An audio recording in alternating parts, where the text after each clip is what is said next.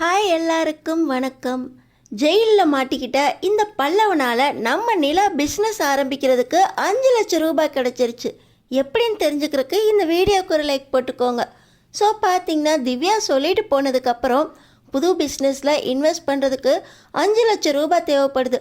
அவ்வளோ பணம்லாம் நம்மளால் கொடுக்க முடியாது சோழன். பேசாமல் நிறைய கம்பெனியை ஏறி இறங்கி ஒரு வேலையை பார்க்க வேண்டியதான் அப்படின்னு நம்ம நிலா மனசுடைஞ்சு போய் இன்டர்வியூக்கு நம்ம சோழன் கூட போகிறாங்க.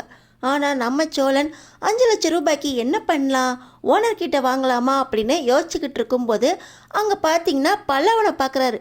டேய் பல்லவா, இங்கே என்னடா பண்ணுறா அப்படின்னு கேட்குறதுக்காக காரை விட்டு கீழே இறங்கும்போது பல்லவன் பின்னாடியே காயத்ரி வராங்க. காயத்ரியா அப்படின்னு சோழன் யோசிச்சுக்கிட்டு இருக்கும்போதே இந்த பல்லவாவும் காயத்ரியும் ஒன்றா சேர்ந்து லாட்ஜ் ரூம் சாவியை ஒரு பையன்கிட்ட இருந்து வாங்குறாங்க. 2 பேரும் ஒன்றா உள்ளே போகிறத பார்த்து இவங்க எதுக்கு லாட்ஜுக்கு போகிறாங்க அப்படின்னு நம்ம சோழன் கேட்குறதுக்கு முன்னாடியே இன்டர்வியூ முடிச்சுட்டு நிலா வராங்க. வழக்கம் போல் என்ன ஃப்ரெஷர்னு கணக்கு எடுத்துக்கிட்டு வேலை கிடைக்கல சோழன், வீட்டுக்கு போகலாம் அப்படின்னு சொல்ல, சரி இவனை அப்புறம் பார்த்துக்கலாம், இங்கே தான் இருக்கான்னு தெரிஞ்சு போச்சா அப்படின்னு சொல்லிட்டு நிலாவை வீட்டில் ட்ராப் பண்ணிவிட்டு நம்ம சோழன் மறுபடியும் பல்லவாவை பார்க்குறான் அப்படின்னு சொல்லி அந்த லாட்ஜுக்கு வந்துடுறாரு. வந்த நேரத்தில் பார்த்திங்கன்னா இந்த லாட்ஜில் ட்ரக்ஸ் யூஸ் பண்ணுறதா எங்களுக்கு கால் வந்திருக்கு. நாங்கள் இந்த லாட்ஜை செக் பண்ணணும், ஒவ்வொரு ரூமையும் செக் பண்ணோம், எங்கள் கூட வாங்க அப்படின்னு சொல்லி ரூம் பாயை கூட்டிக்கிட்டு போலீஸ்காரங்க எல்லாருமே ஒவ்வொரு ரூமாக செக் பண்ணிக்கிட்டு இருக்க. அங்கே பார்த்தீங்கன்னா நம்ம பல்லவாவும் காயத்ரியும் ஒரே பெட்டில் உட்காந்து ஸ்டடி பண்ணிக்கிட்டு இருக்காங்க. இப்போ பல்லவா கையிலேயும் ஸ்கூல் பேகு, காயத்ரி கையிலேயும் ஸ்கூல் பேகு. இது என்ன ஸ்டூடெண்ட்ஸாக இருந்துக்கிட்டு நீங்கள் ரூம் போட்டு லாட்ஜுக்கு வந்திருக்கீங்க, ஸ்டூடெண்ட்ஸுக்கு லாட்ஜில் என்ன வேலை அப்படின்னு கேட்க, நாங்கள் எந்த தப்பும் பண்ணலையே சார், நாங்கள் படிக்கிறதுக்கு தான் இங்கே வந்திருக்கோம் அப்படின்னு சொல்ல, படிக்கிற பசங்களுக்கு லாட்ஜில் என்ன வேலை, எங்கள் கூட ஸ்டேஷனுக்கு வாங்க அப்படின்னு சொல்லி பல்லவாவையும் காயத்ரியும் போலீஸ் ஸ்டேஷனுக்கு கூட்டிகிட்டு போகிறாங்க. இப்போ பார்த்தீங்கன்னா இதை நான் போலீஸ் வருது லாட்ஜுக்குள்ளேருந்து, பல்லவா என்ன ஆச்சு அப்படின்னு யோசிக்கிறக்குள்ளேயே, அண்ணே நான் எந்த தப்பும் பண்ணலையேன்னு என்னை போலீஸ் ஸ்டேஷனுக்கு கூட்டிகிட்டு போகிறாங்க, காப்பாற்றுனேன் அப்படின்னு சொல்லி பல்லவா அழுதுகிட்டே ஸ்டேஷனில் போக, இப்போ பார்த்திங்கன்னா நம்ம சோழன் என்ன பண்ணுறது எது பண்ணுறதுன்னு தெரியாமல் ஸ்டேஷனுக்கு போகிறாங்க. அங்கே நம்ம சோழன் எஸ்ஐ கிட்ட பேசுகிறாரு. சார் இவன் என் தம்பி தான் சார், இவன் படிக்கிற பையன்தான் சார், இவன் மேலே எந்த தப்பும் இருக்காது, அந்த பொண்ணு காலேஜ் தான் படிக்குது, 2 பேரும் ஸ்டடி பண்ணுறதுக்கு தான் லாட்ஜுக்கு போயிருக்காங்க, எங்கள் வீட்டில் படிக்கிறதுக்கு வசதி இல்லை, அந்த பொண்ணும் ரூம் எடுத்து தான் தங்கி படிச்சுக்கிட்டு இருக்கு, குரூப் ஸ்டடி பண்ணுறதுக்காக அவங்க ரூமுக்கு போயிருப்பாங்க சார், 2 பேரையும் செக் பண்ணி பாருங்கள், நீங்கள் நினைக்கிற மாதிரி அவங்க போதைப் பொருள்லாம் யூஸ் பண்ணல சார் அப்படின்னு சொல்ல, இவங்க படிக்கிற பசங்க அப்படிங்கிறது இவங்க பாட்டியிருக்க ஐடி கார்டை பார்த்தோன்னே தெரிஞ்சிருச்சியா, ஆனால் இவங்க எதுக்குயா லாட்ஜுக்கு போகிறாங்க, ஒரு பையனுக்கும் பொண்ணுக்கும் லாட்ஜ் ரூமில் என்னையா இந்த நேரத்தில் வேலை, இவங்கள கண்டிச்சு அனுப்புறதுக்கு தான் வந்திருந்தேன், இவ பொண்ணு வீட்டிலேருந்தும் ஒரு ஆளை வர சொல்லு, நீ வந்திருக்க உன் தம்பிக்கு அந்த பொண்ணுக்கு யாரையாவது வர சொல்லு, 2 பேரையும் கண்டித்து நான் அமுச்சு வைக்கிறேன் அப்படின்னு சொல்ல, எங்கள் அப்பா திருவண்ணாமலையில் இருக்காங்க, அவங்கள்ட்ட சொல்ல வேணாம் அப்படின்னு இந்த காயத்ரி கெஞ்சுறாங்க.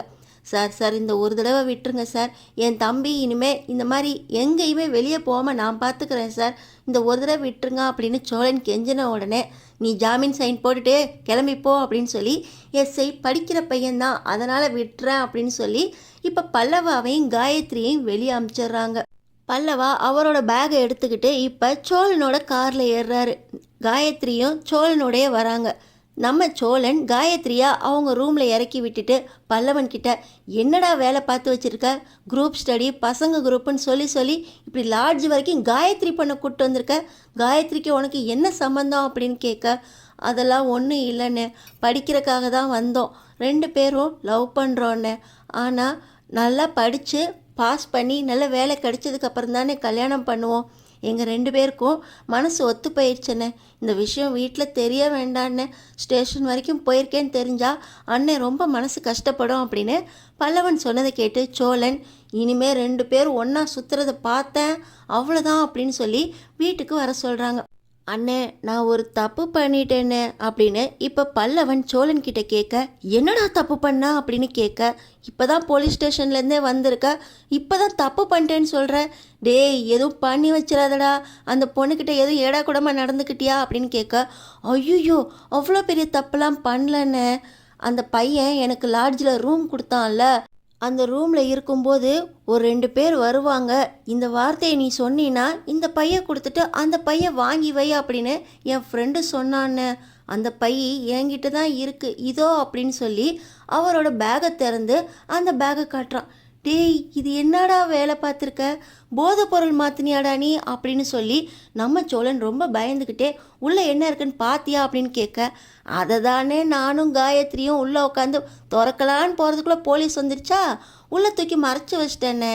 இது காலேஜ் பேக்குங்கிறதுனால போலீஸ் ஸ்டேஷனில் கூட செக் பண்ணல, நம்ம என்ன இருக்குன்னு பார்க்கலானே அப்படின்னு சொல்ல சோழனும் ரொம்ப ஆர்வமாக உள்ளே என்ன இருக்குன்னு பார்த்தா அதில் கட்டுக்கட்டாக பணம் இருக்குது. டேய், நீ பண்ணது சின்ன தப்பு இல்லடா, போதை பொருள் மாற்றிருக்கடா, கட்டுக்கட்டா பணம் இருக்குது.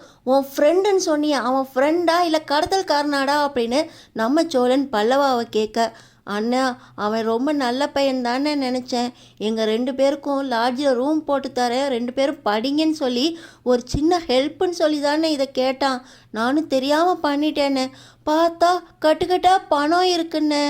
எனக்கு என்ன பண்ணுறதுனே தெரிலன்னு, போலீஸ் ஸ்டேஷன்லேயும் இதை நான் மறந்துட்டேன், இப்போ தானே ஞாபகம் வருது அப்படின்னு சொல்ல நம்ம சோழனுக்கு ஞாபகம் வருது.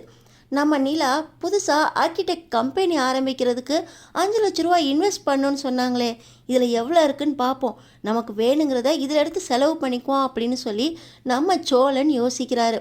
நம்ம பல்லவா கிட்ட, டேய் இந்த பணம் மேட்ரு உனக்கும் எனக்கும் மட்டும்தான் தெரியணும், இல்லை நீ போலீஸில் மாட்டின மேட்ரை நான் வீட்டில் எல்லாருக்கும் சொல்லிடுவேன் அப்படின்னு நம்ம சோழன் மிரட்டிட்டு அந்த பணத்தை எடுத்து காருக்குள்ளே கபோர்டுக்குள்ளே வச்சிடுறாரு. இப்போ நம்ம சோழனும் பல்லவனும் ஒன்றா வீட்டில் வந்து இறங்குறாங்க. ஆனால் பல்லவன் ஒன்றும் தெரியாத மாதிரி காட்டிக்கோனே அப்படின்னு சொல்ல, சரி சரி நீயும் எதுவும் தெரியாத மாதிரி காட்டிக்கடா அப்படின்னு சொல்லி உள்ளே போகிறாங்க. உள்ளே போய் கொஞ்ச நேரத்தில் நிலா, கன்ஸ்ட்ரக்ஷன் பிஸ்னஸ் ஆரம்பிக்கிறதுக்கு 5 லட்சம் ரூபாய் வேணுமே, நம்மளுக்கு ஃப்ரெஷர்னு வேலையும் கிடைக்க மாட்டுதே அப்படின்னு மனசு உடஞ்சி போய் இருக்கும்போது நம்ம சோழன் பார்த்திங்கன்னா அந்த பணப்பையை உள்ளே எடுத்துகிட்டு வந்து, நிலா நான் உங்ககிட்ட ஒரு முக்கியமான விஷயம் சொல்லணும், உங்களுக்கு பெரிய கிஃப்ட் வச்சுருக்கேன் அப்படின்னு சொல்லி அந்த பணப்பையிலேருந்து 5 லட்சம் ரூபாய் எடுத்து நம்ம நிலா கையில் கொடுத்து, நிலா இது நீங்கள் புது பிஸ்னஸ் ஆரம்பிக்கிறதுக்கு என்னோட பங்காக உங்களுக்கு நான் கொடுக்குற பரிசாக 5 லட்சம் ரூபாய், இதை போய் நீங்கள் உங்கள் ஃப்ரெண்டு திவ்யா கிட்ட கொடுத்து நீங்கள் ஒரு பார்ட்னராக சேர்ந்து நீங்கள் கம்பெனியில் ஓஹோன்னு வரணும் நிலா அப்படின்னு சொல்லி நம்ம சோழன் நிலா கிட்ட அந்த 5 லட்சம் ரூபாய் கொடுக்குறாரு. ஆனால் நம்ம நிலா 5 லட்சம் ரூபாய் இன்றைக்கி தானே சொன்னேன், உங்களுக்கு எப்படி கிடச்சிச்சா அப்படின்னு கேட்க, நான் எதுவும் தப்பாலாம் செய்யலைங்க, என் ஓனர்கிட்டேருந்து வாங்கிட்டு வந்திருக்கேன், என்னை நம்பி ஓனர் 5 லட்சம் ரூபாய் கொடுத்துருக்காரு, சரியான நேரத்தில் என் ஓனர் செஞ்ச உதவி உங்களோட புது கம்பெனி ஆரம்பிக்கிறதுக்கு இன்வெஸ்ட்மெண்ட்டுக்கு யூஸ் பண்ணிக்கோங்க நிலா அப்படின்னு சொல்லி நம்ம சோழன் கொடுக்க நம்ம நிலாக்கு மனசுக்குள்ளே அவ்வளோ சந்தோஷம்.